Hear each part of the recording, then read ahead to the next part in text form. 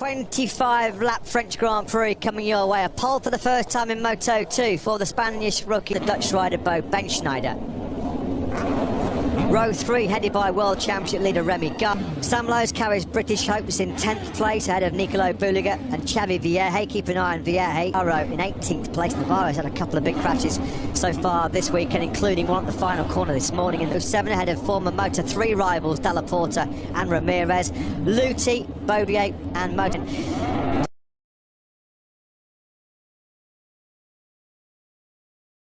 He's in for the injured Yari Montella, who suffered a right wrist fracture in practice on Friday. So, Moto2 race, these Triumph 765 engines, everyone on identical machine, including Remy Gardner and the Spanish Grand Prix race winner Fabio Di Giannantonio. And in the rear soft tyre, Agura and Baldassari have gone for that softer option rear tyre, but most notably, Matt, the main rear tyre.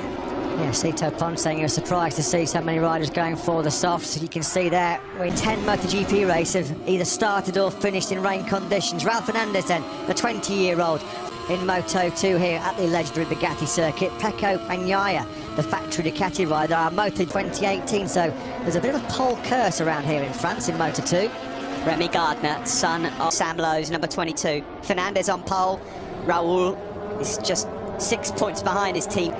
The young chargers to keep an eye on then, all on that front row. Raul Fernandez, mark top of the podium. Well, American fans have had a pretty long wait for that moment. No American has won an intermediate world championship. Will that record be broken here today by Joe Roberts? The pole man Raul Fernandez, he comes to the heads. Moto2, the green flag waves at the back. Eyes on the lights. Lights out in so much from Joe Roberts. Coming up the inside is Bo Benschneider. Benteke, though it is, that will lead up the top of... Sprint off the line, superb launch. There was almost contact between him and the poleman Fernandez as they click through the gears, so that'll be mid-pack, and that's broken up the field. The top 6 have already got quite...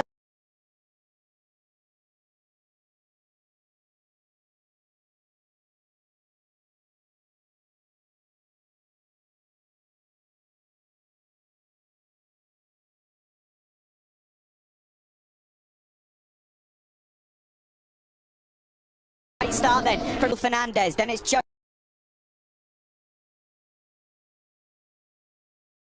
Side those two as they fire down now to Garage there for the first time. Roberts has got the inside line, no way to spot on the camera lens there at turn number 8. I hope they're a legacy of this morning's rain showers. What a start from Lorenzo Baldassari. Wow, and turn 9, he's gone down, he's up on his feet, which is good to see. That's Le Mans has been horrible recently for Canet. Of course, in the warm-up here last year, a huge crash at La Chapelle, misery. Well, it extends for the Spanish rider, out on lap 1. What happened to Sam Lowes? He was in 5th a moment ago. Of Joe Roberts. There is Remy Gardner, number 87, who had contact into turn 3 at the end of the first lap in that 10th place. So no progress made as yet by the British rider. Tagged the back of Augusto Fernandez, dropping down the hill into La Chapelle. That was very, very tight. Roberts just all the grip washed away from yesterday, so Roberts did well to gather that one all back up. Here is the Ital Trans rider we're experiencing here. Xavi Vierge on the move, number 97.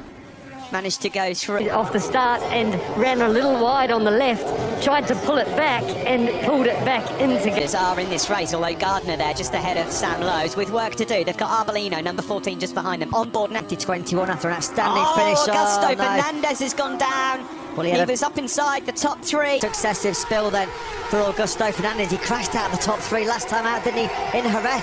Very His teammate Sam Lowes has just put in the fastest lap of the race and gone past Remy Gardner as Xavi. Yeah, it's been a long time since we've seen Baldassari in this kind of position. Really good to see because he's such a... He won those first... Well, he won 3 of the first 4 races. Everybody was talking about a big MotoGP move for him. If these guys have had such limited dry track time, then don't really understand what the grip levels are or how hard you can push. He wasn't, unfortunately, didn't quite have the corner on Tony Arbolino. He was lucky there not to collect Arbolino. Really? No idea just how close he came to being wiped out there. Manzi was worried about clattering him. I think he just squeezed there on the number 40 bike, sweeping through turn 12. Gartho 4th. Sam Lowes in the dry by this time. As they come across the line, though, it's Benteke who still leads from Fernandez, Roberts, then Gartho. Bo 3, here he comes. He's not quite close enough.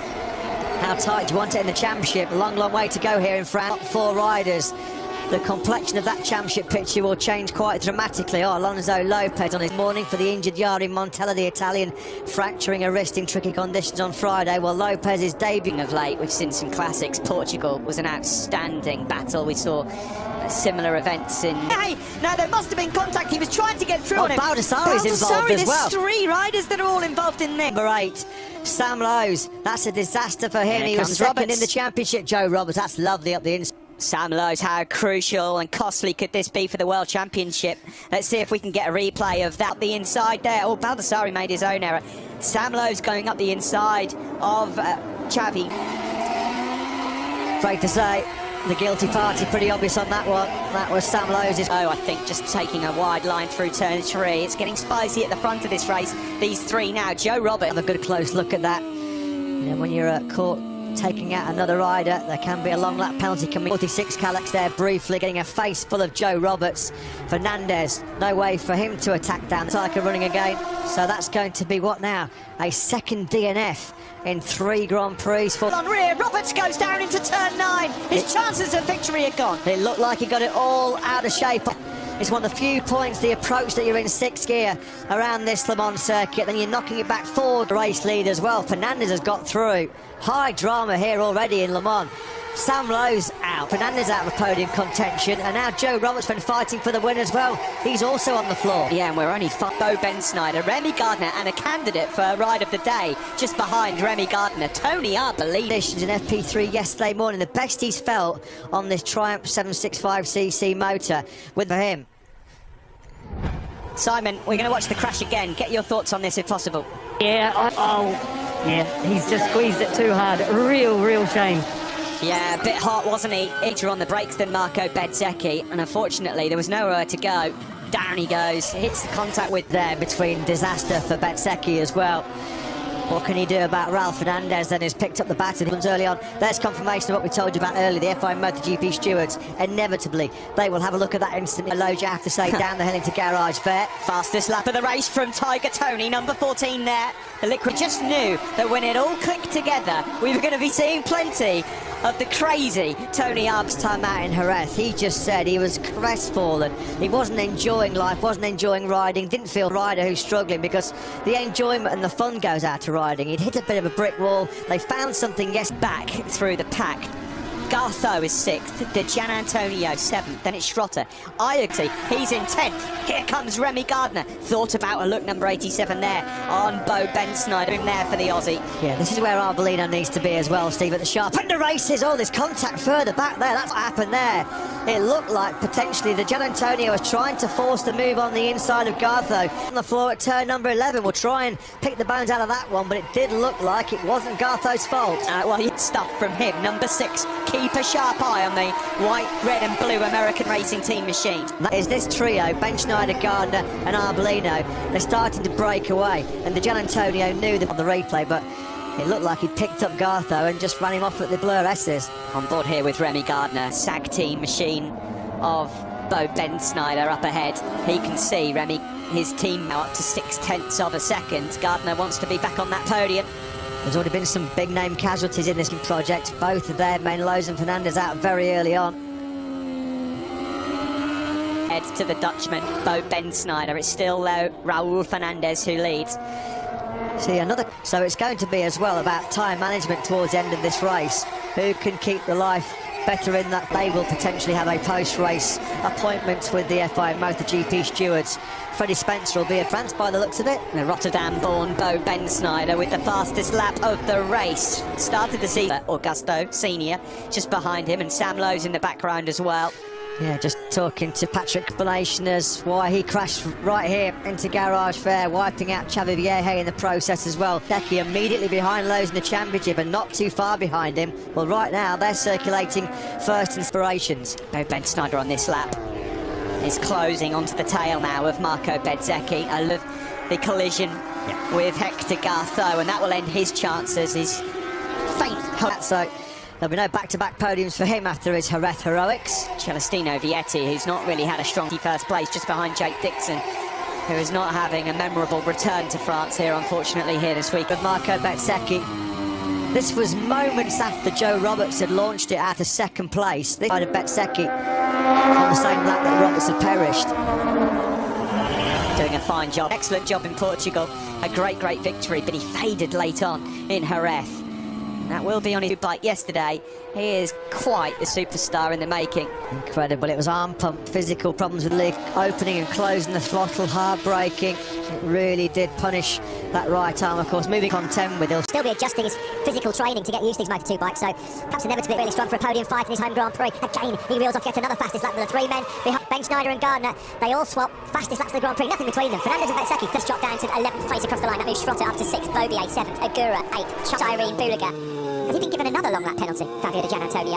He's already just up ahead on Marcel Schrotter in the battle for 6th place. I'm pretty sure he may well have left a bit of Dunlop to have a really good battle actually together in Portimao, Bobier and Schrotter, so they know each other very well. Antonio cost him 5 or 6 seconds.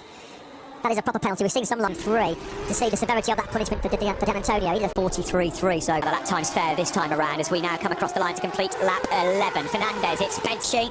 Di Gianantonio failed to comply with a long lap penalty. He obviously didn't worse for Di Gianantonio then.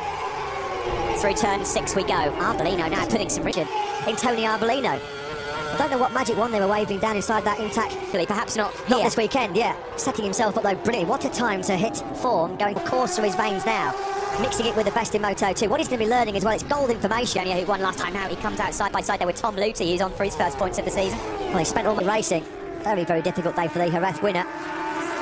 These guys have just taken... We'll keep check on the times as they're about to come across the line here. We're creeping closer to halfway distance. Raul Fernandez win in 2021. Now riding back with your race leader, Raul Fernandez, the 20-year-old from Madrid. A Grand Prix podium before in Moto3, but it's 53 with James PB laps, comfortably lapping in those low 137s. It's the man in second place, Bezzecchi, 8/10 of a second. He's then got a decent, comfortable margin of 7/10 back to Ben Schneider in third. Arbolino, but Gardner was wide, just bit off a little bit more than he wanted on that front tyre there. Because when you run wide like that into turn 8, you lose all your acceleration and your drive on that slingshot. Did really well to crack the throttle open then and still keep his acceleration, the Aussie. Ben Schneider really dragged him into that because if they're across the line now, the top 5 come across the line then. It is the halfway point of this Moto2 race. Moto2 so far in 2021. Yeah, and already at the halfway point, nobody has done this number of lap riders that have cut laps in Moto2 before here on Dunlop tyres in dry conditions. It will be impressive because they're rookies. Yeah, Arbolino looks like at this moment in time he's got the speed to play a corner speed. His drive out of corners is looking good as well. Here's Di Gianantonio, it looks like, and then wide. Oh dear. Unfortunately, that is not taking the long lap penalty loop as she... Yeah, the Grassini rider, winner 2 weeks ago in Spain, fortunately at the moment. The Dynavolt team, the Liquimoli intact team, they brought Tony in 5th place, and right now he looks like he's got the speed to get past Remy Gardner and perhaps the race leader to build his lead to 1.3, a 136.993 from the 20. Bezzecchi's got no answers. He was again in the low 137s, not sluggish with this young man. Dropping down the hill into who would take another podium, that's for sure. Then it's Ben Schneider, Gardner, Arbolino, Bobier way back in 6th, but... Yeah, shout out to Lorenzo Dalla Porta. Absolutely brilliant job by him. Top 10 bet. This is going to prick up the ears of a lot of MotoGP managers who've already been tried to get Fernandez on board. And RSGP in the future, Tom Luthi, who's got such a great record here in Le Mans. Garage, if Fernandez carries on this kind of brilliant performances, whether he'll do as he possibly can. The problem is, there's not a lot of options next year in MotoGP. KTM, of course, and Red Bull. If you've got the chance to go, like Mir and Vinales did in the past, would you stay in Moto Pass? Well, I think KTM are the people at the moment who hold the key to that. If they want to hold on, go here in Moto2 at the moment. Raul Fernandez, who we're discussing, his lead has just been chopped slightly. Simon, that's you in pit lane. Yeah, guys, I'm super pleased for Tony Arbolino to be brilliant. The thing I'm worried about from here till the end of the race is they are the 2 guys. And that's soft rear, so they've already got some life in it, and there's already a change. Remy Gardner right on corner. Simon Craypar mentions that. Tony Arbolino now fancies a move on the Dutch rider as well. Here, Gardner and Ben Schneider. Can Arbolino then also find a way through the Dutchman? That could be key for his podium aspirations. Tony Arbolino's not exactly short himself, but is he about to fall through? But he's got the hot tight line through La Chapelle, turn 6. And Arbolino just looks like he can put that motor into the S-Blur chicane. Up the inside of Ben Schneider at turn number 11. Perfectly executed. Time on his side to hunt down Bezzecchi and Fernandez. Good news from Malaysian fans. Happy Shireen. Here comes Arbolino up the inside then of Ben Schneider.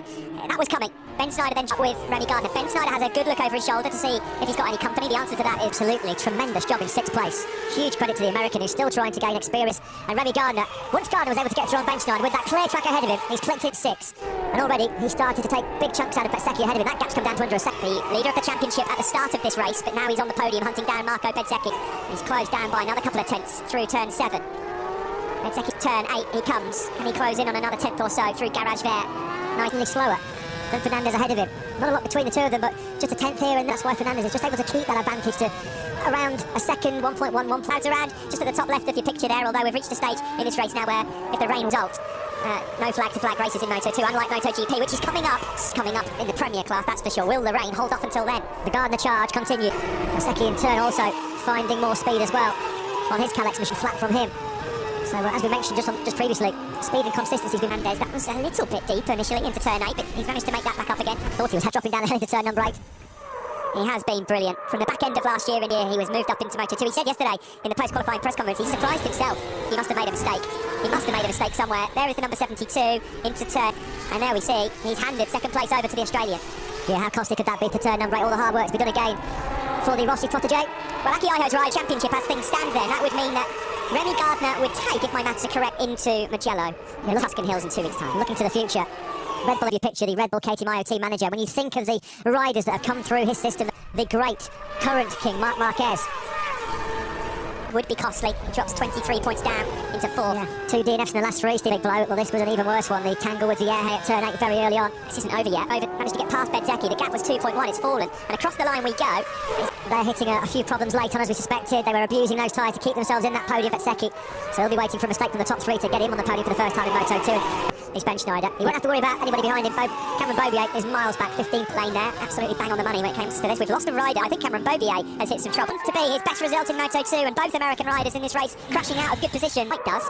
Yeah, it's so fortunate that his bike, look at that, skidding across the tarmac. It's Beaubier yet again blows another really strong point scoring opportunity. There's no doubt a big point scoring place. He just seems to let the mistakes creep in.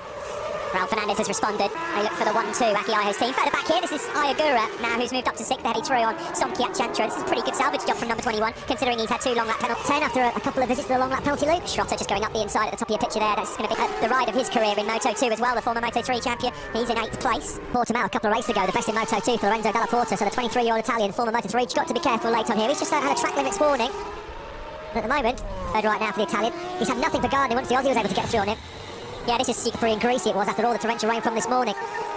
So he was getting that rear tyre spinning. There are track sensors all the way around every circuit we go to in Grand Prix racing, so you don't even need half a wheel. He's coming back to me.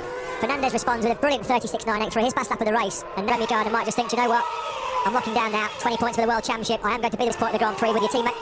2 seconds ahead. I just thought for a moment that Gardner had gone wide, but it was just looking at 2 standout candidates in the fight for the World Championship. Beddzeki also, I don't think anyone expected to see.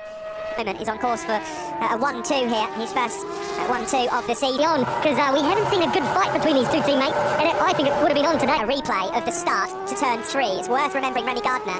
The reason now, had that not have happened, we could have had a different tale here. Fernandez again, and it's been creeping up in favour of your race leader, Fernandez. Normally, when he get it late on in Portugal, when he hit the front with 4 or 5 laps to go, he had pace that nobody else could match. Why take the risk?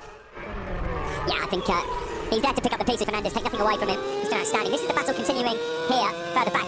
After 2 long lap penalties, he's there ahead of number 79, the Japanese rider Ayagura, and there's a flurry of riders in that group. Great relationship with this Le Mans circuit. He loves coming here to France, but that's going to be a first top 10 for him. And a big boost to teammate as Gian Antonio tries to stand firm against Ayagura. He does just, let's say, commanding and convincing 1.8 second lead then for Raul Fernandez over his Red Bull KTM teammate. Gaps between Fernandez, Gardner and Beddzeki. Unless there's any late drama, that will be your top 3. In just his 3 number 2, it will be his 3rd podium after his first pole position. Gardner here to fight his way through to 2nd place. He will take a championship lead into Italy. Rails Fernandez, it's been pretty much inch perfect. Can't really recall too many occasions when we see going to be satisfied with the gap to this man. You'd have expected to put up much of a stronger fight, but he'll be happy with the younger brother of Raul, who you're looking at here. The young man from Madrid just continues to impress, and Aki Ajo in terms of a MotoGP next year deal. The checkered flag is out here. It's been fantastic. Fake 2nd. Beddzeki back on the podium in 3rd. A great result behind as well, Matt. For Tony Arbolino, Ben Schneider, this titanic battle for 6th place. Well, that's still raging, and it looks like it's going to be better. Schrotter does take 6th. Ahead of Agura.